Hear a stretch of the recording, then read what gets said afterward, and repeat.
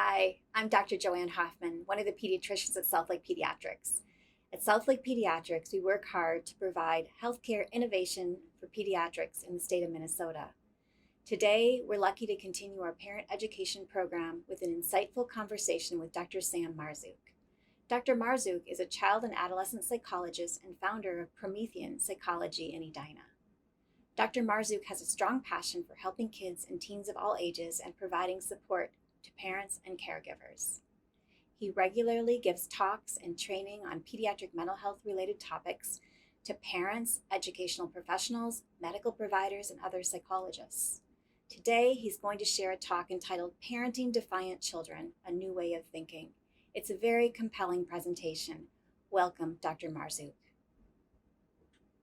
Well, Dr. Hoffman, thanks a lot for having me. I'm Dr. Sam Marzouk, and I'm a child psychologist, and I have a specialty in helping oppositional defiant kids be, well, less oppositional defiant. But you see, the truth is, I've been a specialist in this for a long time. In fact, I'm going to go out on a limb and tell you that at the age of 6, I would call myself the world's foremost expert in oppositional and defiant children. And here's proof right here. You see, that's me at the age of 6. And since then, there's been a lot that's changed. I have become less defiant, but I've also lost all my hair. So a lot's changed since then. But you see, back then and throughout my entire childhood and adolescence, I was that kid. And you know what I'm talking about when I say that kid. I was that kid that spent way more time in the principal's office than I did in the actual classroom. In fact, I still remember my favorite chair in the principal's office. Yeah, I actually had my favorite chair in the principal's office. I was that kid that if my parents told me to do the dishes, I wouldn't do the dishes. And if they told me to not do the dishes, I would do the dishes.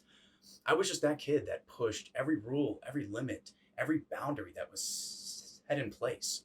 And as I became a teenager, unfortunately, these behaviors did lead to some pretty serious consequences in my life. And as I finally matured, I went off to college, I became an adult. I just remember I would look back on my childhood and adolescence, and I would just think, why? Why didn't I just get it?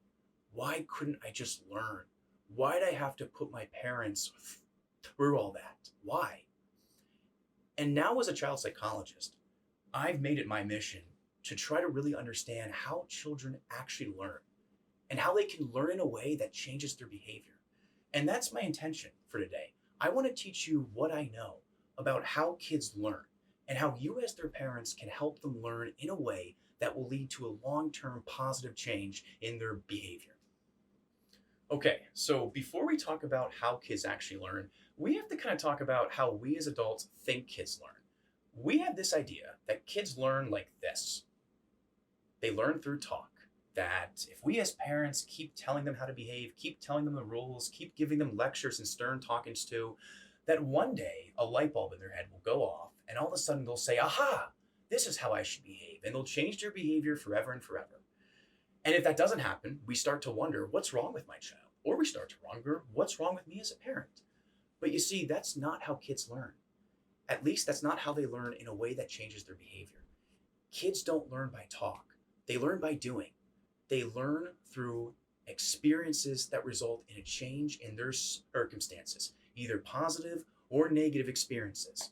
Let me go ahead and actually give you an example of this. When I was 5 years old, my grandparents, who used to live in Phoenix, Arizona, they had just got this brand new house. And I go out, I grew up in Virginia, and I went out with my dad when I was 5 to go see them, to go see their brand new house and spend time with my grandparents. And I remember they had this huge backyard. And I thought this backyard was just so cool. And I didn't have the chance to actually go out and play. And all I wanted to do was go out in the backyard to see it. And I remember I was on their kitchen floor just playing with toys or something like that. And there was this screen door. And the screen door permitted me to see just the left half of the backyard. I couldn't see the right half of the backyard. So I turned to my dad and I say, hey, Dad, can I go out in the backyard and play? And he says, sure, Sam, you can go out there, but do me a favor. Stay on the left half of the backyard. Don't go to that side. Me being the kid I was, where do you think was the first place I went? I went to that side of the backyard. I went to the side I wasn't supposed to go on. And I could immediately see why my dad did not want me to go to that side. You see, off in the distance, for the first time in my life, I saw a real live alien. Now, I was 5 years old, I knew what aliens were. I mean, I had seen ET, but I didn't know a lot about them. I didn't know that aliens could be dangerous. So I decided to go closer and closer to this alien and kind of see what this alien was all about. As I get closer, I realize this alien is huge. It is tall, it is gigantic, enormous, it's this towering figure. As I get even closer, I realize it's kind of cute. It's got fur coming out of it. So I decide I'm going to give this alien a big giant hug. And that's how I learned what a cactus was. My point in that story is, how many times do you think it took for me to learn you don't hug a cactus? It took me one time to learn that. It didn't matter how many times my dad told me, Sam, don't touch the cactus. Sam, don't go to that side of the backyard. I had to learn through the experience of touching that cactus. Now, I'm not saying we should walk around with this tiny cactus and poke children every time they misbehave. No, I'm not saying that at all, because that does not work. But the point of that story is, if we focus less on talk, and if we focus more on creating experiences that children can learn from, that will over time result in a change in your child's behavior. Okay, so first we're actually going to talk about how to create positive experiences. In other words, what's the best way to demonstrate appreciation for positive behaviors that you want to see more of from your child? Now, we're going to talk about one way to create a positive experience. And yes, we're going to talk about rewards. Now, when I say the word rewards to parents, I usually get some kind of look. And usually the parent will say, well, come on, I just want my child to be internally motivated. I just want them to want to do the things that they're supposed to do. And I get that. I totally understand that. However, I want to invite you to consider that using rewards, it helps a child come into contact for what is internally reinforcing about positive behaviors. So let me give you an example. This is a picture of Sarah. Now, this is not actually Sarah. This is a random picture I found online, but we're going to call her Sarah. And Sarah is a 6-year-old girl. Now, Sarah was a very sweet girl, cute as a button, with one very unfortunate problem. She had terrible vision. She could not see very well. Now, she wasn't blind, but her vision was so poor that she required these big, thick glasses in order to read, in order to see the teacher, in order to function at home, at school. And unfortunately, Sarah would not wear these glasses. She hated to wear her glasses. And this was a really important thing, because at school, especially where she was in kindergarten. And in kindergarten, she was missing a lot of very important educational information. So a psychologist came in, and the psychologist said, okay, Sarah, look, I get it. You don't want to put on your glasses. I understand this. How about this? How about you just hold your glasses in your hand and you just carry around the school? You don't have to put them on, you just hold them in your hand. Now, Sarah loved Tootsie Rolls. So the psychologist would give her a Tootsie Roll each time she would just carry her glasses in her hand. After a few times, the psychologist said, okay, Sarah, looks like this is becoming pretty easy. Here's what I want you to do now. I just want you to put your glasses on your shirt. That's all. And she would do that pretty easy, and the psychologist would again give her a Tootsie Roll each time she would do that. And then the psychologist says, okay, look, in your hand, on your shirt, that's getting pretty easy. How about this now? I want you to put them on. Put those babies on. See how they feel. So Sarah put on her glasses, except this time, she had no interest in a Tootsie Roll. She didn't care about the Tootsie Roll. You know why? Because now she could see. Now her whole world has changed. Now she's picking up on information in school. She's able to see her peers better, her friends better. She's able to interact with friends much more. She feels better about herself. All of those things are internally motivating. The Tootsie Roll, all that served was to help her to come in contact with those things. So think about, for most children, if you use a reward to motivate them to engage in more positive behaviors, think about what happens to your child. Now all of a sudden they realize, I feel better about myself if I listen. I notice my parents aren't always on my back. There's less conflict. That's pretty cool. I can also spend more time doing the things I want to do, like playing Minecraft, Xbox, PlayStation. That's pretty cool. That's all the external reward does. It helps children come into contact with what is intrinsically reinforcing about being good. Now, if you're going to use them, if you're going to use a system of rewards to help change behavior, there are a couple things to keep in mind. First of all, I would kind of define what I call 2 to 3 target behaviors.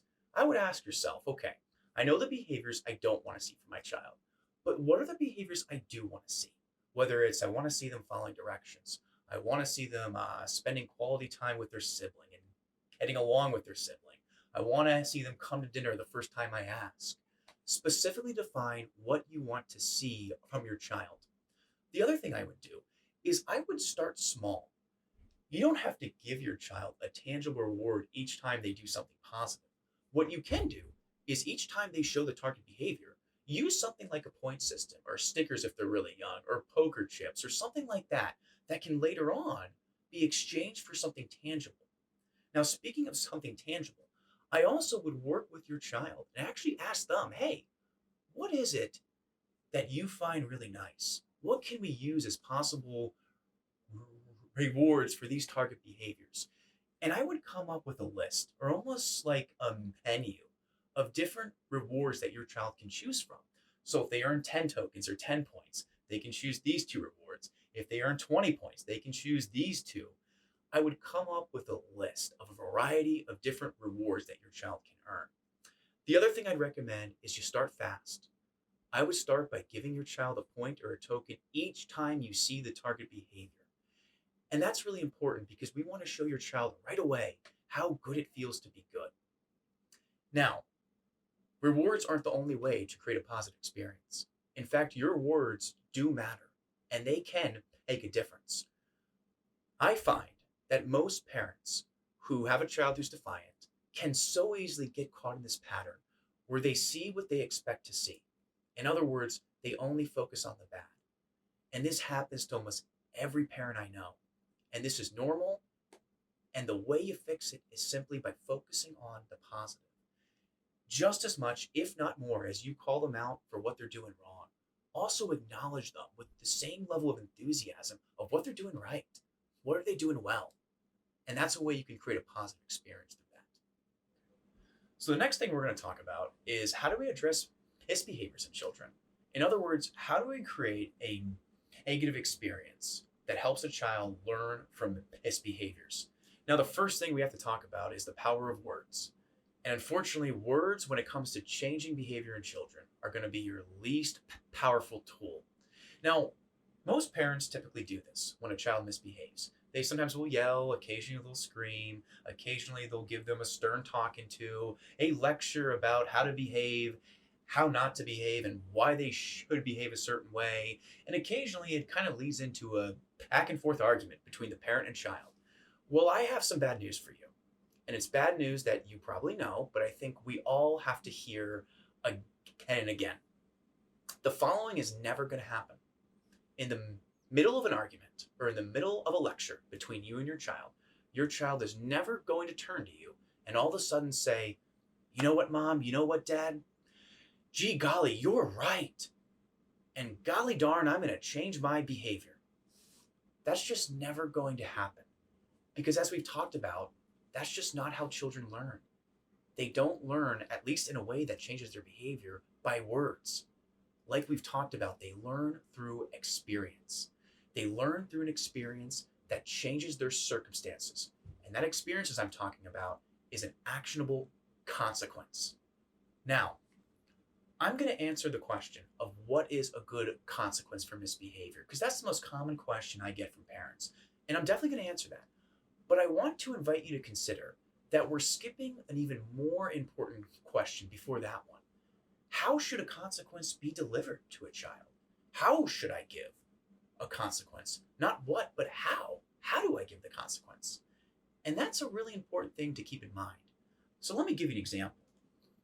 Back when I was in school, when I was training to be a clinical psychologist, I remember the campus I was on was notorious for just being a parking nightmare. It was always a struggle every morning to find a parking spot. And the parking police would ticket you no matter what. They would ticket you if you were parked in a spot that you weren't supposed to be in. And where I was, for my training, there was the psychology building. The psychology building had this really small parking lot. and it was forbidden for students to park there. You could only park there if you were staff or faculty, and it was just really risky to park there. And I remember there was this one day I had to go into the psychology building. I had to go in my lab just to pick something up. I was going to be there for a max like 2 minutes. And I decided, all right, I'm going to take the chance. I don't want to park all the way over there. I'm just going to park at this parking lot so I can just walk in. And as I walk in, I go to my lab and I'm looking out the window to make sure the parking officer isn't coming up. And sure enough, after about a minute, I see the parking officer walking over to my car, getting ready to give me a ticket. And I'm frantic. I run out there and I'm pleading with the parking officer saying, please, come on, I won't do it again. Do you really have to give me a ticket? I was very emotional. The parking officer was not. The parking officer certainly wasn't rude. They weren't nice. They were very stoic.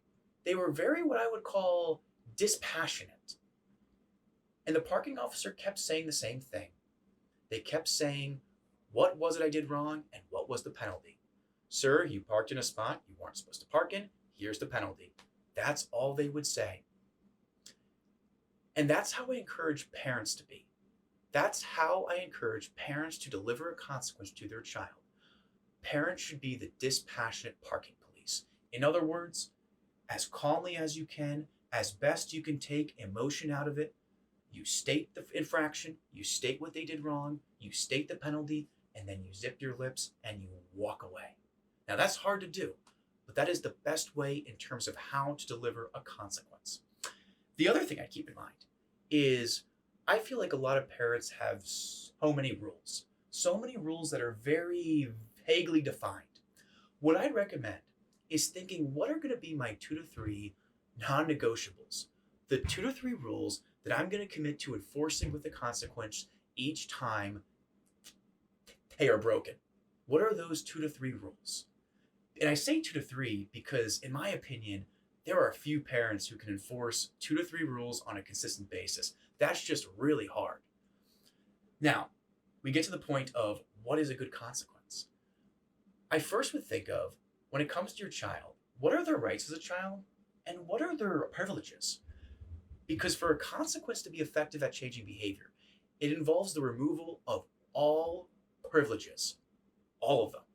Now, you probably knew that, but what you didn't probably know is that most parents do it time-based. I think where most parents slip when it comes to effective consequences is they make it about time.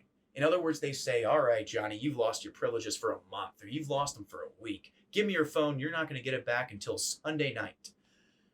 And I'm not saying that does not work, but I do want to share with you that I think it would be far more effective to make it task-based instead of time-based. In other words, what can your child do in order to earn back their privileges? What positive behaviors, whether it's chores around the house, whether it's other positive behaviors, what are things that they can do to earn back their privileges? What are things that they can do to kind of get out of the consequence? In other words, make it effort and task-based instead of time-based. And finally, as we finish up here, I want to share with you a favorite quote of mine from one of my favorite psychologists. And it goes like this: the problem is something your child does, not something he or she is.